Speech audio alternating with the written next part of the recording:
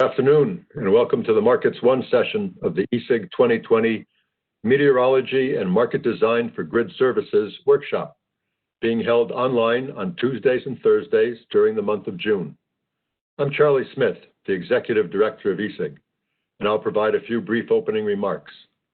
As most of you know, we were planning to do our annual Forecasting and Markets workshop in Denver this month, but due to the coronavirus situation, we found it necessary to move the workshop online. The workshop was planned with the input of our ESIG Offerings Committee, chaired by Bethany Frew of NREL and co-chaired by Julia Matoiva-san of ERCOT.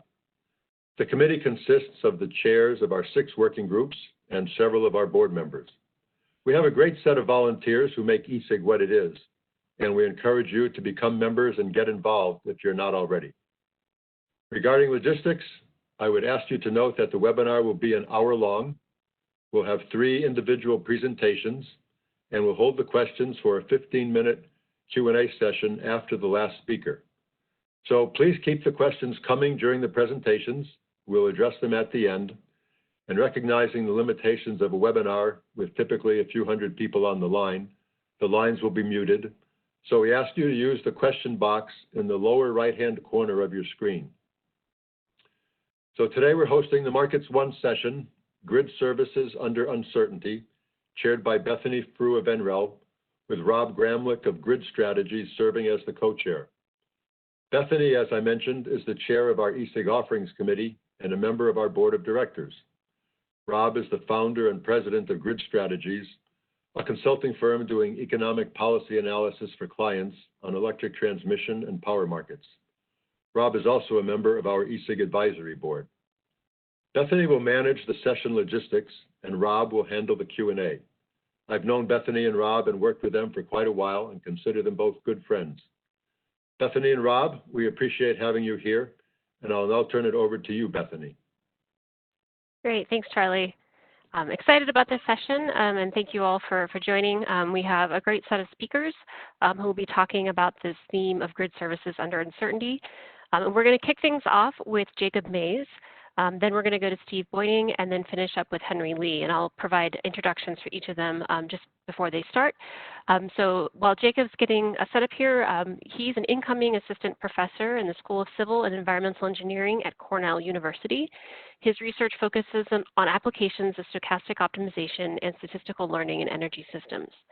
Jacob's going to be presenting on how to account for uncertainty within operating reserve demand curves.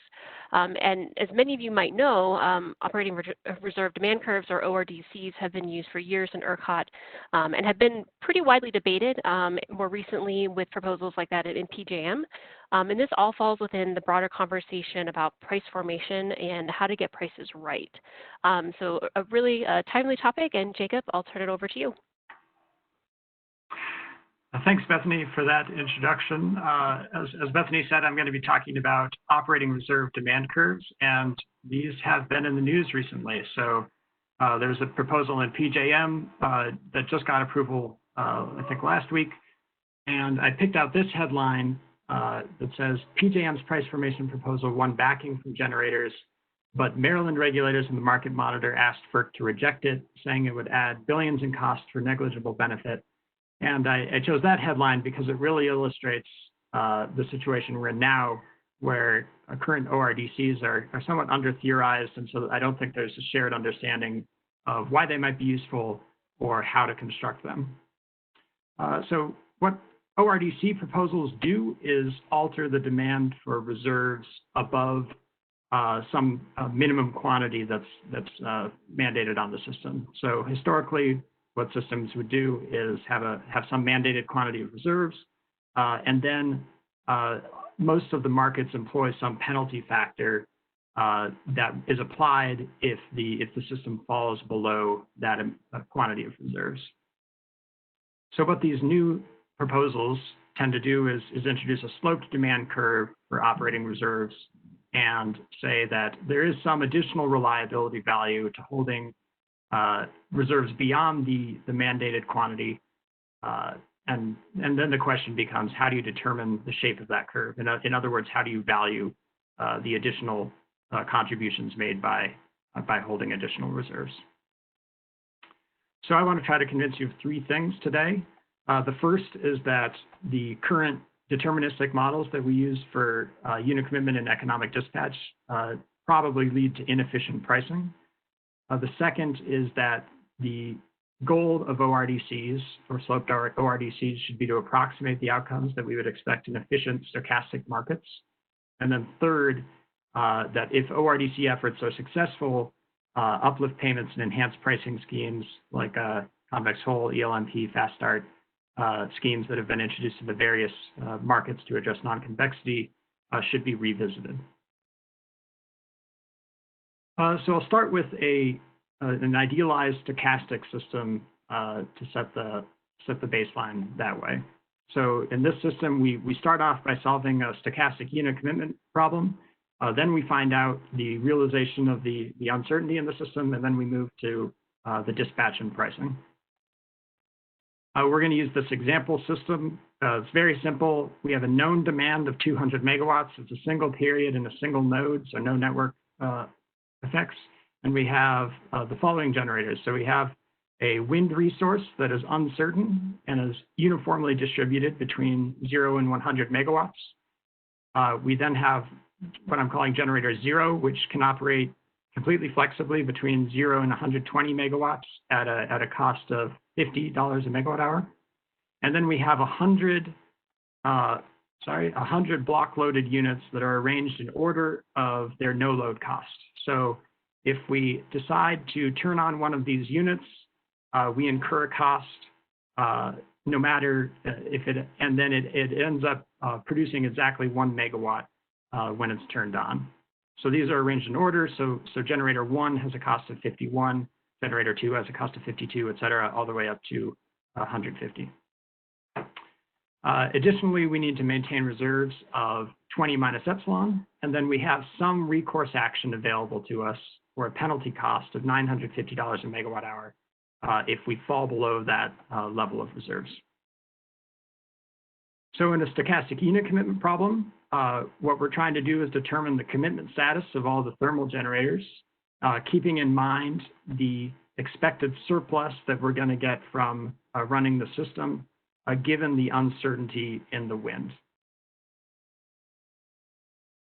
So I'll start with a couple observations. If there were no uncertainty and we just had the average output of wind of 50 megawatts, we would need 170 megawatts of thermal capacity to meet the 200 megawatts of demand while providing 20 minus epsilon megawatts of reserves. So this can be achieved by taking the 120 megawatts from generator 0 and then committing 50 of the block-loaded units. But the optimal solution turns out to be to commit generator 0 all the way up through generator 90. So you want to prepare due to the uncertain wind by committing additional units. We end up with 210 megawatts of thermal capacity, and then a 10% chance that if the wind turns out to be less than 10, then we'll have a reserve shortfall. What that means is that the last unit committed, or the most expensive unit committed, has a total cost of 90 plus 50, or $140. Okay, so now we find out how much wind there actually is, and we go and solve the dispatch and pricing model. The LMP, or the price for energy and reserves, is going to depend on the commitment solution that we chose, as well as the realization of wind. So if we assume that we actually chose the optimal commitment solution and have 210 megawatts of thermal capacity on the system, then there's a 10% chance that we have a reserve shortfall, and the penalty for reserves gets applied, and we have an energy price of $1,000 a megawatt hour. But in the other 90% of cases, we have plenty of wind, and the energy price gets set by generator 0 at $50 a megawatt hour. So what that means is that on average, the LMP is $145 a megawatt hour, driven by that 10% chance of reserve shortage. So now if you look at things from the perspective of the most expensive generator, that's generator 90, it incurs a no-load cost of $140 by being committed. It produces exactly 1 unit of energy in any scenario, and it has a 90% chance of losing $90 if the wind turns out to be greater than or equal to 10 megawatts. If wind is very low, there's a reserve shortfall and it has a profit of $860 given the high energy price. So in expectation, it has a profit of $5 without any need for make-whole payments in the scenarios with losses. And if you think about applying make-whole payments in this type of setting, it actually amounts to socializing losses and privatizing gains for the affected generators. So overall, the point to emphasize is that bid cost recovery is not guaranteed in every scenario, but it does hold an expectation in this stochastic ideal. Expanding that to the broader principle of competitive markets, what we want to have happen is that the commitment and production schedule preferred by generators based on acting in their own interest actually turns out to be the socially optimal commitment and production schedules. And the point to emphasize here is that if generator 90 is risk neutral and shares the system operators of the wind distribution, it actually wants to be committed despite that 90% chance of incurring a loss. So that property of bid cost recovery in expectation is crucial to stochastic competitive equilibrium. So there's a couple of reasons why we might not be achieving that with current markets, and they both relate to the use of deterministic models. So the first is load biasing in deterministic non-market reliability unit commitment processes. And the second is the use of point forecasts in deterministic economic dispatch models. And I'll point out that if there is inefficient pricing, it contributes to the missing money problem and ends up getting compensated through capacity payments, despite really having very little relevance to what we conceive of as a need for capacity. So suppose that instead of a stochastic model, we're going to use a deterministic unit commitment model in the example system. As we mentioned earlier, a deterministic unit commitment model on its own is not going to give a good solution. We have a demand of 200, we have reserves of 20 minus epsilon. If we just assume that we have the average wind output of 50 megawatts, then the deterministic model will tell us that we only need 50 of the block loaded units. And that will leave us underprepared for the uncertainty in the system. So operators, of course, recognize this. And so one of the many things that they can do to adjust and prepare for uncertainty, despite having access only to deterministic models, is they can add a biasing term to the power balance constraint. So they'll just add a term to the demand that they're projecting in the system, and that will provoke the deterministic model to commit additional units. So if the operator had a perfect sense of risk, they could choose a bias term of 40, and that would induce the deterministic model to commit 90 thermal units of the block loaded units and restore a stochastic optimal solution. The issue is that when you commit those additional units, it affects the probability of reserve shortfall after uncertainty is realized. So if they chose perfectly and got that bias of 40, then they would restore the expected price of $145 a megawatt hour. But if they committed a little bit more units, then the expected price starts to drop below the total cost of the most expensive unit. So if you believe that there's any conservatism on the part of operators relative to the stochastic ideal, it'll lead to a violation of that property of bid cost recovery and expectation. The second mechanism is that in reality, we only know the random variables after we solve the deterministic dispatch and pricing problem. So we can switch the order here, and we only learn the quantity of wind available after we've already solved the economic dispatch. So the price from a deterministic model is the marginal cost under the expected operating conditions. So if we just plug in a value of 50 megawatts for the wind, and then the model is going to think the reserves are plentiful and set a price of $50 a megawatt hour. So in this setting, the price under the expected conditions turns out to be much lower than the expected price given the range of potential conditions that might occur. And if you think about the typical hockey stick marginal cost curves that electricity markets often have, this could be a regularly occurring thing where the point forecast can prevent bid cost recovery and expectation.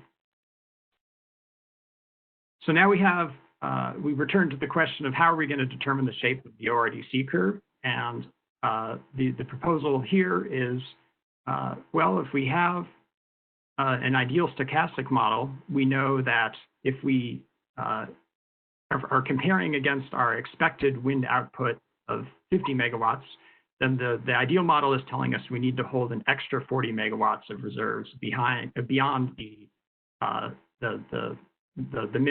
minimum quantity. And we also know that the marginal value of those reserves can be determined by taking the difference between the expected price versus the price under the expected scenario. So we can set a price for the marginal value of reserves at $95 a megawatt hour. So to wrap up, I'm arguing that the current deterministic models for unit commitment and economic dispatch can lead to inefficient low pricing. The right goal for ORDCs should be to approximate the outcomes that we would expect in efficient stochastic markets. And if ORDC efforts are successful, I briefly mentioned that uplift payments and enhanced pricing schemes to adjust non-convexity should be revisited. So there's a lot more discussion in the working paper posted online, and I'll also be happy to take some questions later. Great, thanks, Jacob. That was a really interesting presentation. So we're going to hold questions, as Charlie mentioned at the beginning, until the very end, unless there's any very quick clarifying questions, which Rob will hold the discretion for, or whether those will be asked in between. But otherwise, I'm just going to continue moving on. So Rob, jump in if there are any clarifying questions. And we're going to pivot to our next speaker, which is Steve Beuning. And this is a nice, I think, transition from Jacob's talk, because he's going to be focusing on how there is a bias to overcommit resources in many power systems. So Steve is a vice president of power supply and programs at Holy Cross Energy, and has 36 years of utility experience in system operations, electricity wholesale market development, energy trading, regional reliability standards, and renewable energy integration. He served on the Transitional Board of Directors of the California Independent System Operators Energy Imbalance Market, or the EIM, and has served as the board chair of the Energy Systems Integration Group, which is this group, ESIG. He joined Holy Cross Energy in 2018 and lives in Glenwood Springs, Colorado. So Steve, I'm going to hand it over to you to continue with this focus, or not continue, but look more at this issue of overcommitting resources and how we should maybe even think about that as a market power issue. So take it away. Thank you, Bethany. Can you hear me? Yes. Okay, great. Thanks. Yeah, so I'm coming at this today with a less rigorous vocabulary than Jacob just offered you all, probably more observational in nature. I'd characterize the opinions that I'll share with you today more as a view through a periscope rather than a microscope. Really what I want to try and do today is just share questions with you and not necessarily draw any conclusions, but I think questions that we all should keep in mind with respect to regional market design and operation activities. And I do think that in these comments there's a link between market design and forecasts. I hope you see that as we talk through it. But just to discuss my concerns in general, most people perceive market power as an issue with somebody inappropriately setting a high price for their product. But one of the examples of the alternative exercise of market power is where a dominant supplier can collapse price formation. I was trying to think of other markets that have examples of this, and I think all I could come up with off the top of my head were steel markets where countries sometimes have international disputes in dumping steel products, for example. where a low price ends up collapsing competitive entry and helps create a dominant position in the market. And in our regional markets for electricity, there are conditions that can occur where oversupply due to production, primarily from wind and solar variable resources, collapses the price, and we see lower negative price formation. So if those negative prices are formed with a input due to a market participant's behavior and not just due to the randomness of the forecast uncertainty in the wind or solar resource, then my opinion is that needs to be investigated as a form of market price manipulation with just as much concern as is brought to scarcity price formation conditions. So I don't know, in our audience, I expect most of you are familiar that the somewhat default U.S. regional market design is that the unit commitment decision is first an option for the resource owner. And if they self-commit the unit, the market operator in general doesn't have the ability to decommit the resource. We don't have idealized generators like HECO provided in his demonstration where we can do them in 1 megawatt increments. And a market footprint might find itself with 15 or 20 large coal units online, for example, each with a minimum in the 200 to 300 megawatt range, which can contribute decisively to oversupply conditions during minimum load and high renewable production periods. Now, if the resource owner allowed the market operator to commit the unit, then in most of these regional markets, the rules are such that the market operator can exercise discretion to decommit the unit. Anytime that there's these negative prices, it's creating at least an opportunity cost for thermal resources, and depending on the level of lowness, also opportunity costs for variable resources, for example, those that have expired production tax credits. So here, I'd like to shift gears into what are some of the questions that people might ask around this topic. You know, most state regulators are sensitive to high market prices, and in my opinion, they consider it a political issue if there's price spikes and they want to see market designs that mitigate scarcity pricing. And so when they see low or negative prices, there may be a layman's reaction to say, hey, look at how low cost electricity is.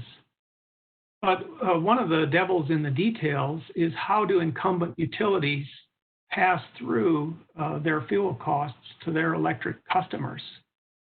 For example, many utilities have fuel cost recovery mechanisms, and the fact that they were exposed to an opportunity cost due to negative prices may be completely invisible to the state regulator in terms of prudence of their utility operations. I'm not saying that the occurrence of negative prices implies some type of imprudent decision in the initial capacity investment. I think for this discussion, resource adequacy is a separate topic. That's a long-run issue. But to the extent that a regulated capacity investment, for example, in a large coal plant, is being used as a barrier to new entry or to prevent supply competition, then in my opinion, this is ripe for some type of fuel cost recovery review. So if I were a state regulator, for instance, I might ask, did the thermal resource only self-commit its capability? And do they have the ability to pass through higher variable costs? In other words, to ignore the opportunity costs that they incurred by failure to decommit the unit. And further, particularly, does the thermal resource owner have other supply resources that can contribute to the oversupply conditions in the market?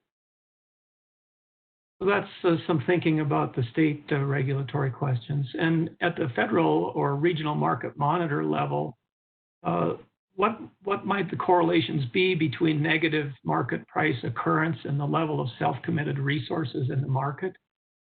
And this is only on a somewhat related note, but are regional markets fully exercising their discretion to maximize exports during oversupply condition, or are they addressing border price convergence and seams coordination in a way to minimize oversupply?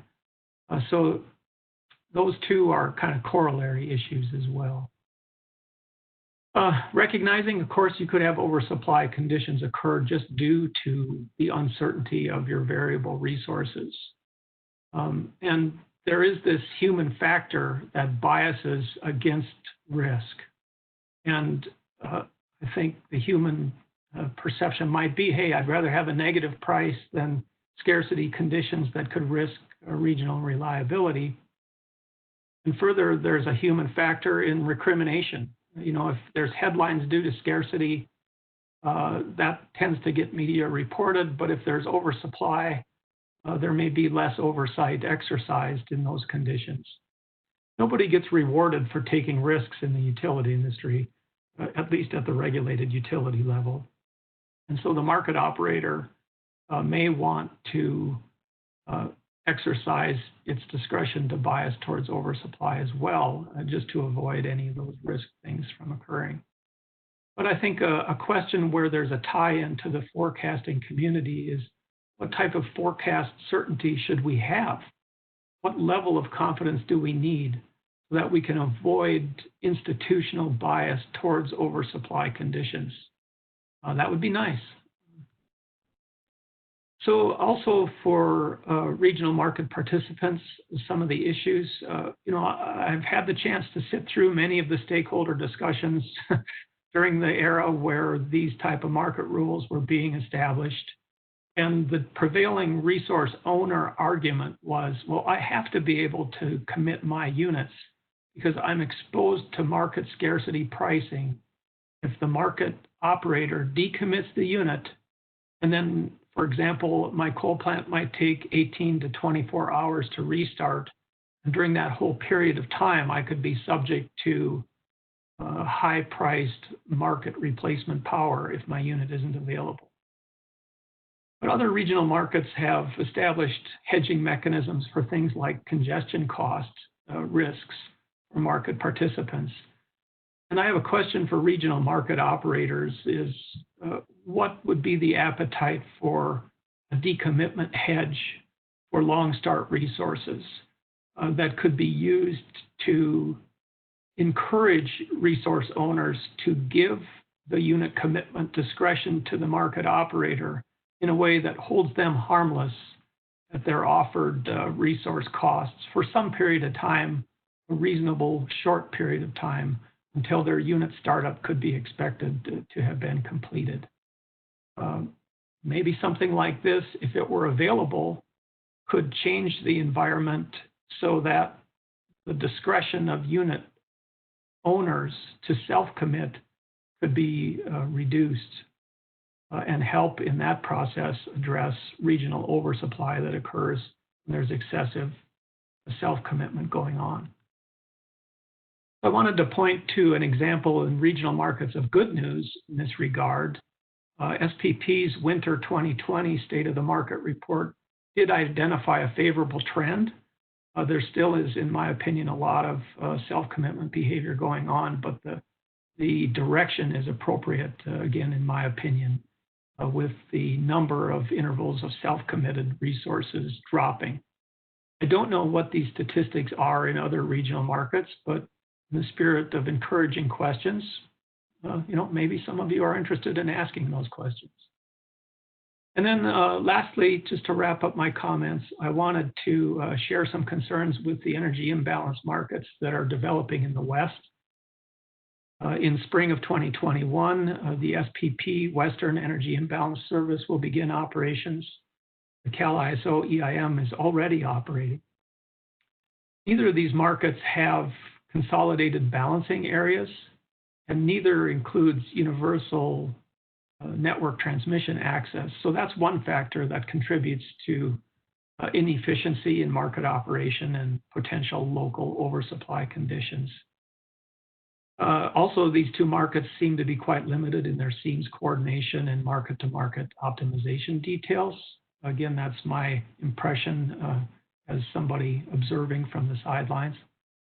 And both markets have a criteria that every balancing area should fully commit resources to cover their local load, and there is no feature of optimized unit commitment design. And in my view, the mathematical impact of that is to foster greater levels of oversupply conditions due to this lack of unit commitment coordination.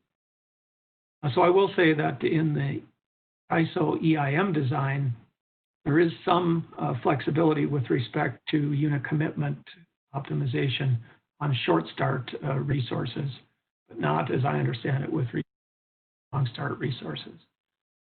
So anyway, that was just a chance I had, and thank you for it, to share some opinions, with you, and hope my comments are helpful. Great, thank you, Steve. It's really interesting. And just as a reminder to everyone, if you have any questions, please put those in the Q&A box. It should be in the lower right-hand corner of your screen. We'll be, again, saving those for the end, but want to encourage folks to submit questions throughout as anything pops up during the presentations. So we're going to keep moving to our third and final speaker, who's going to touch a little bit more on this point that Steve raised about forecast certainty. And in this particular instance, we're pivoting to the Hawaii system with Henry Lee and looking at a recently implemented dynamic operating reserve methodology. And so this is meant to better account for that uncertainty and also variability in the system, specifically as it is applied to operating reserves. So Henry's going to talk about the Hawaii system and give us a lot of details about this new and exciting approach. So Henry is the Director of System Operations in the Hawaii Electricity Company. They're responsible for grid operations on the island of Oahu. He received a BS in engineering from Harvey Mudd College, an MSEE and MBA from the University of Hawaii in Manoa, and is a registered professional engineer, or PE, in the state of Hawaii. So Henry, I'll let you take it over. Oh, thank you, Bethany. Can you hear me? Yes. Okay. Yeah. First, with the disclaimer, in Hawaii, we actually don't have markets. Instead, we acquire all our generating resources through competitive bid. So my presentation focuses mainly on, renewable forecasting and how we use renewable forecasting to right size our reserve requirement. So this is just an introduction to what we have on the island of Oahu, which is the main island, has a little over 1 million residents. In the upper right-hand corner, you'll see that at this very moment we have 300 megawatts of PV and wind utility scale farms, and we have roughly almost double that in terms of distributed PV on our island. And right now, all the distributed PV on our island are uncontrolled.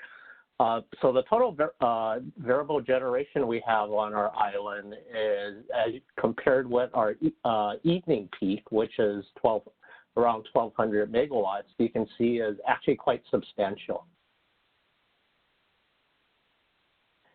So when it comes to renewable generation, fortunately or unfortunately, the predominant forms of renewable generation are PV and wind today, and they are variable resources. So there are two major issues that we have to deal with variable resources.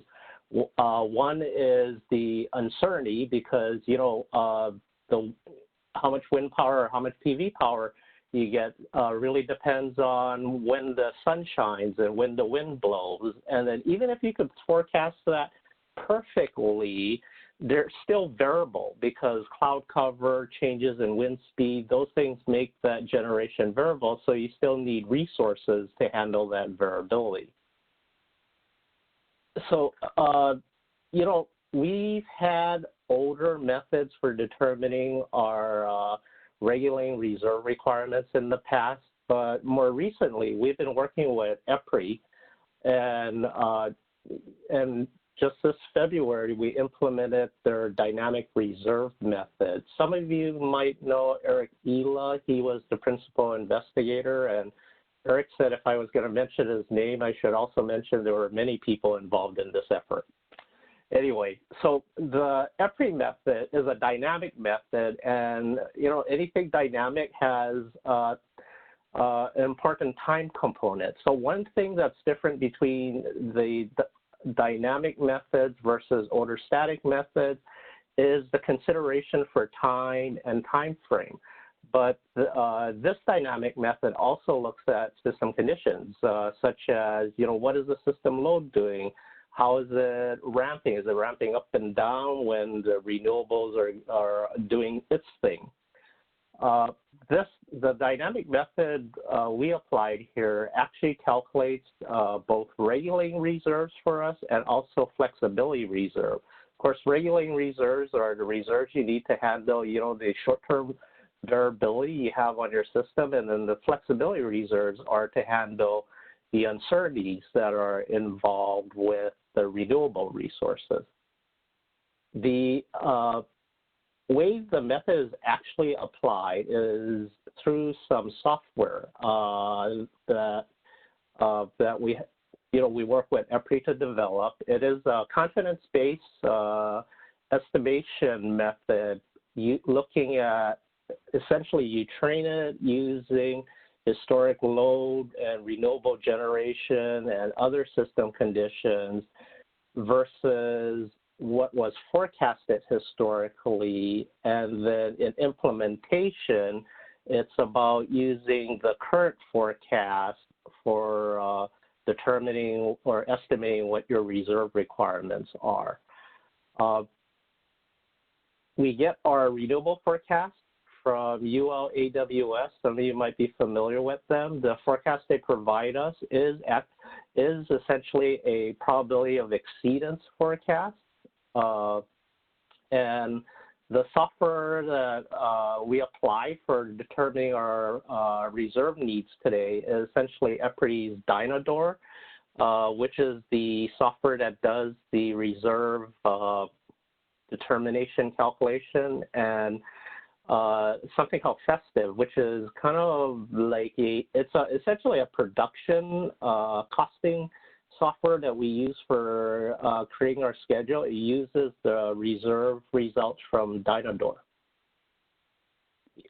So a couple words about our old static methods. One of the things we always knew about our old static methods was that we knew they were kind of conservative, because a lot of the methods we had used in the past were essentially based on worst case variability, either covering 100% of the renewable generation or covering something like 99.9% of the variability of the renewable generation.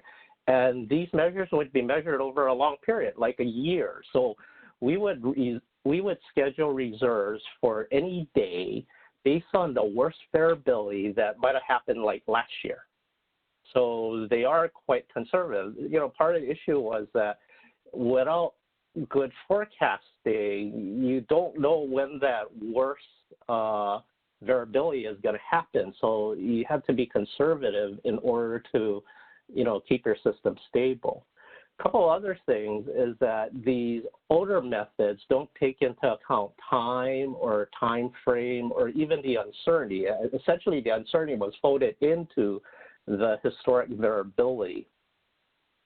Though our last static method did look at time from the basis of just having different models for daytime and nighttime, but that's not quite dynamic, really.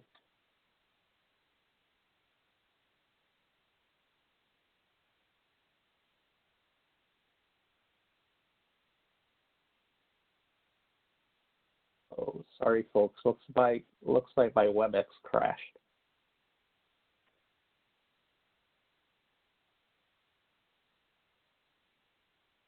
Henry?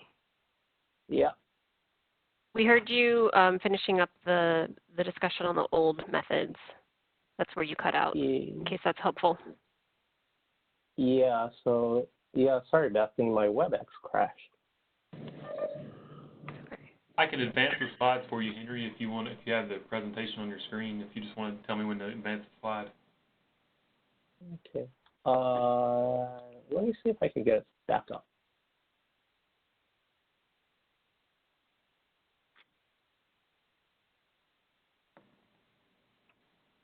While Henry's doing that, I'll just use this pause here as another opportunity to encourage folks to submit questions to the Q&A box in the bottom right-hand corner of your screen. Once Henry is finished with this presentation, we'll enter into a discussion period, so just keep those coming in. Okay, Bethany, I'm back.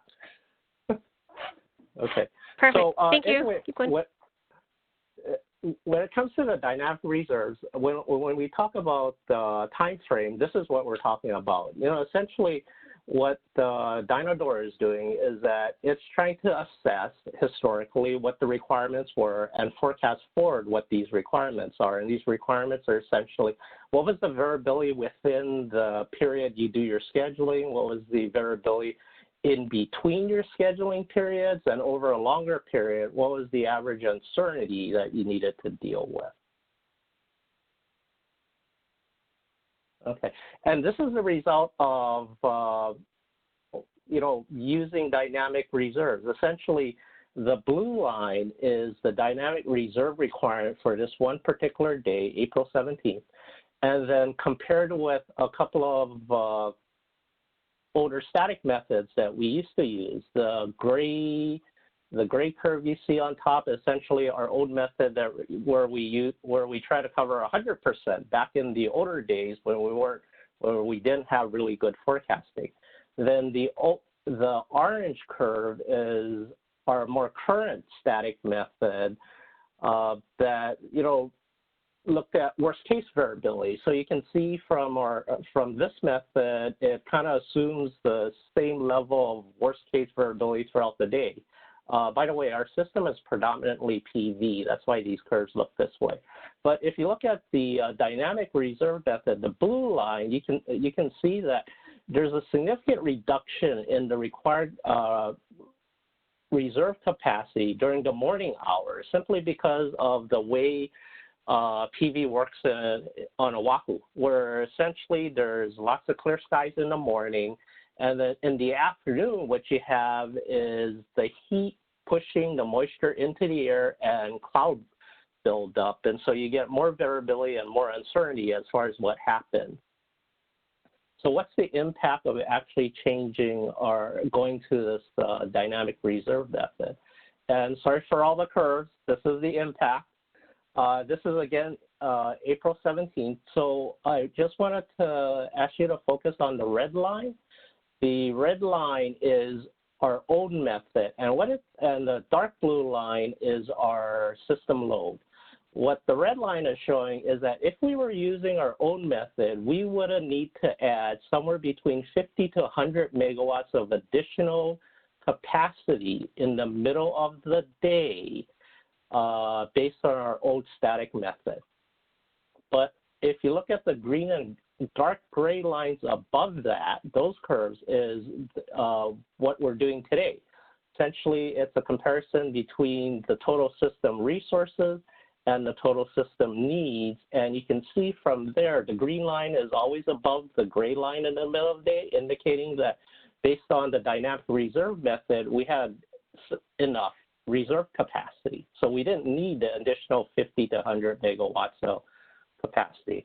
Why is that important? Because if you look at the lighter blue line on the bottom and the light gray line is our minimum generation level. And the light blue line is where our controllable generators are. In other words, on this day, it actually hit the gray line, meaning that if we were to add additional capacity to our system, we would have to start curtailing PV, which we didn't have to do on this day. So the impacts are essentially lower resource requirements, and we found in April and May that 56 out of the 61 days, the old method would have required additional online capacity. So that's pretty significant. And the average additional capacity was roughly about 40 megawatts, which is the size of one of our cycling units. So we're talking about, not having to run one of our smaller units in the middle of the day for most of the last 2 months. The control frequency performance did degrade somewhat, but I'm not ready to say that this, I'm not sure how much of this was actually due to having fewer controllable units on our system versus the other thing that was happening the last couple of months was the COVID-19 pandemic, which actually caused our system to get into excess energy situations more often, simply because systems around the world, we saw our demand drop by double-digit percentages during the last 2 months. But more importantly, what the new dynamic method has allowed us to do was on this particular day, we avoided curtailing 30 megawatts of PV for 5 hours, and these are take-or-pay contracts. So if we actually had done the curtailment, we would have had to pay the PV farms the money anyway. So the savings here was about $20,000 for this day. And in the last 2 months, there were another 20 to 40 hours that may have been in this situation. It's not a lot of money, but if it happens often enough, it does add up at the end. Anyway, so the future direction of what we're doing with dynamic reserves is that we're participating with UL and EPRI in a DOE effort, a grant project. And a couple of things we're doing there is that UL is looking at providing enhanced probabilistic forecasts and using machine learning to tune that forecast. And the other thing we're looking at is EPRI is looking at adding stochastic optimization into their festive so that we can handle the uncertainty component more directly. We also have a project with EPRI that's going to start later this year where we're essentially going to be adding new models to the software we currently use to model renewable plants with storage, because I don't know if you folks have the same situation. These combination plants are kind of interesting because depending on the way the developer wants to use the PV rebate, sometimes they can't charge from the grid, sometimes they can, but only to a limited amount. So we want to include that in the optimization and scheduling while using our dynamic reserves. Oh, that's it. Great, thanks, Henry. Appreciate your insights from the Hawaii system. And just thank you to all the speakers again for their great presentations. And I think starting to get the juices flowing. We've had some good questions come in. And so I just kind of want to thread the needle here for 1 second, and then I'll hand it over to Rob for the Q&A time. But I think we've seen some nice examples of how there's this connection between the meteorology and through the forecasting error and market design or system operations in the case of Hawaii, and how, like we saw in Hawaii, when we have improved methods for representing uncertainty of, in this case, forecasting errors, we can see improvements in the overall operation. So really interesting stuff, and I'll turn it over to Rob to facilitate the last few minutes here with our discussion period. Thanks, Bethany. Yeah, that's a good summation. I'm going to turn it back to each of the three panelists and try to bring a few of the questions that have been submitted together. I noted a few people mentioned whether curtailment was such a bad thing. Henry noted that their dynamic reserve approach was aimed at reducing that. So so I guess I wonder if each of you could sort of comment on sort of are we going for sort of the efficient level of curtailment, recognizing that curtailment is going to be part of the future no matter what, and how much inefficiency is there from the deterministic approach relative to a more probabilistic approach? It seemed like each of you had a way. Jacob had a sort of a fudge factor that people tend to use. Steve kind of said generators may just throw it all out the window and commit their units if they want to commit their units for their own internal reasons. And Henry said, the default approach is deterministic, that ignores the known uncertainty that could be quantified to get more efficiency. So I think what we're getting at is you each seem to think there's some sort of known uncertainty, and that could be quantified and get more efficient. So maybe we'll go in the order that you spoke. Jacob first, on sort of how much error is there, do you think, and how inefficient is it?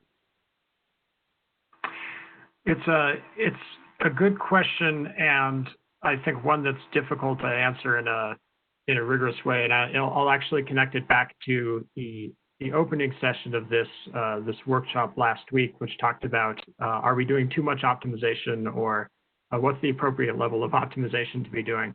And I think realistically, if you think about trying to solve the perfect stochastic dynamic model to commit and dispatch the system with complete precision, and you compare that against what's done today, it's in a sense the wrong comparison, because there's no way we can get the perfect stochastic dynamic commitment solution right now. So I think the one thing that I would say is that the system operators today don't, strictly speaking, solve deterministic models. They just commit and dispatch the system on the basis of recommendations from deterministic models, plus a lot of operator experience and engineering judgment to try to address the shortcomings of the deterministic models. And I'm not sure that I've seen a great comparison. I mean, I think that there's certainly a lot of improvements that we can do in terms of improving the stochastic tools, and both in terms of the stochastic modeling and the forecasting, and then also the decision making, the optimization tools. I'm not sure that I've seen a good estimate of how much slack there is in the system, because it is such a hard problem to estimate. Great. Steve, and if you don't mind also saying, Steve, how much of that self-scheduling issue you see happening in the West. I think folks have heard more about it in the MISO and SPP context with the work of Joe Daniel at UCS in particular, but is that something you see in the regions, the West as well? And then comment on the amount of inefficiency from using deterministic.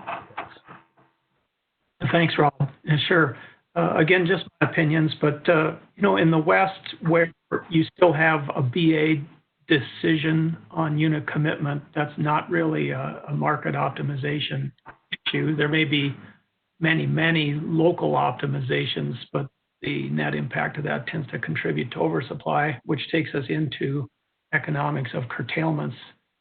And to the extent I own a wind farm or solar farm, just as a capital asset investment, then frankly, if I can get the power from anywhere, I don't really care, and the curtailment itself would not be an issue.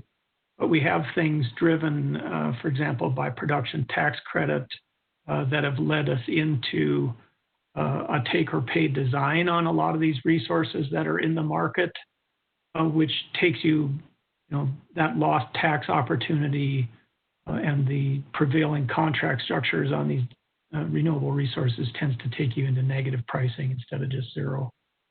And I'm rambling here, Rob, but one other factor I think that is worth keeping in mind is that regulatory relationship to the traditional style utility, where I've heard state regulators make comments that they would view the prudency of a regulated capacity investment on the basis of the realized operating capacity factor of the unit, which is only one side of the coin. I mean, I may have been prudent in investing in that asset so that I have a hedge against scarcity and that I'm fulfilling my obligations to reliability and resource adequacy. But to the extent I have substitution options at lower price, I should be taking them and not making operating decisions based on a perceived regulatory adverse impact if I don't have a high operating capacity factor on the unit. And then just to continue my rambling for another second or two, I think one of the things that may moot or mitigate the reliance on optimization strategies is an increasing prevalence of storage. I understand that storage brings in a whole new set of optimization questions around itself, but that fundamental price driver is going to be the big component in storage optimization. And from our little utilities experience, we're seeing amazing things on the horizon with the market prices we're being offered for combined solar plus storage systems. So that may have an impact. I mean, when you have an up component to your demand response to help address oversupply, then that can mitigate some of those risk factors. Anyway, I'll stop now. Thanks. Thanks, Steve. Henry, I know you had some graphs showing the kind of the quantification of more efficiency of the dynamic approach, but any further comment from you? Yeah. So to address the question about is curtailment a bad thing in Hawaii, it kind of is a bad thing. Mainly because of the way the contracts are structured. So there are many of our renewables actually all our renewables online right now are either as available or take or pay. So with the take or pay contracts, there is a financial penalty that is assessed against the company if we end up curtailing them, because our commission only allowed us to recover a small portion of those payments from our ratepayers, but the company essentially eats the rest. And on another front, curtailment is a very politically sensitive issue in Hawaii. With Hawaii's goal to get to 100% renewable, our regulators, the stakeholders here, the policymakers want to see us maximize the use of renewable energy. So with those considerations, we actively try to avoid curtailment in Hawaii. Now, as far as efficiency is concerned, how inefficient are the old static methods? So just to give you an idea, we did a paper study with EPRI before we did all of this. Their assessment was that there could be potentially $10 to $20 million worth of savings annually in terms of production costs using a dynamic method versus a static method. For many larger utilities, that's not a lot of money. Even for us, it translates roughly to $3 per customer. But still, bottom line is another politically sensitive issue in Hawaii is the high cost of electricity here. So anything we can do to help bring that down, I think, helps the situation. Well, that's great. I think we're about out of time. I'll just note and then turn it back to Bethany and Charlie. But there were questions from Mark Ahlstrom about the kind of the connection to the multi-day ahead markets and multi-day commitment. And then Russ Obrick on virtual bids. And I think that kind of relates to what Jacob was saying about this ESIG question that keeps coming up about how much centralized optimization should there be versus leaving it to market participants. And maybe if you get the market rules right and the pricing, then more could be put on the market participants themselves to hedge rather than socializing all of these sort of day-to-day non-convexities. But I'm not sure we really have a time now for furthering that discussion. So Bethany, I'll hand it to you. Thanks, Rob. So I just want to give a couple of closing remarks here. Want to thank everyone for their time. Thank the speakers for sharing their insights today. Thanks for the discussion. And of course, we look forward to the day when we can all meet together in person. So just again, thank you to all of you. It's been a really interesting session, and hopefully it's given all of us some good food for thought. So those of you who are concerned about webinar withdrawal symptoms, I'd like to remind you that there are 6 more technical sessions that will be held during the remainder of the month, so all part of this meteorology and market workshop. You can find the full schedule of the upcoming sessions on the ESIG website, and you are invited to attend. The next session is on forecasting research and development, which will be held this Thursday, June 11th at 4 p.m. Eastern Time. So thank you again for your participation. Everyone, please stay safe, and we look forward to seeing you again in the future, whether virtually or hopefully sooner rather than later in person. So thank you all. Thank you. Bye-bye. Thanks. Bye. Okay, thank you.